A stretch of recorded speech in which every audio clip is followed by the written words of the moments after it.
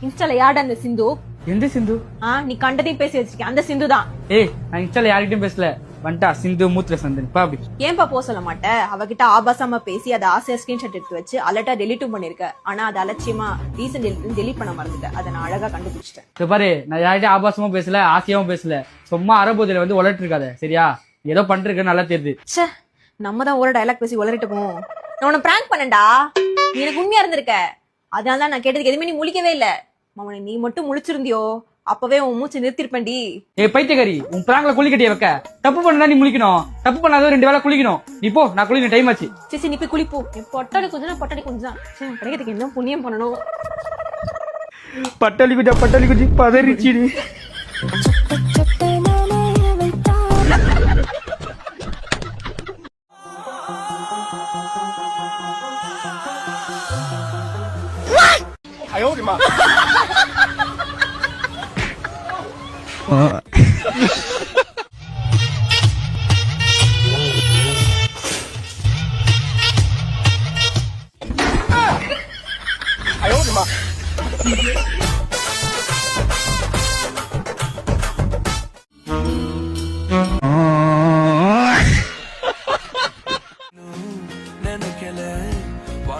எங்க போற?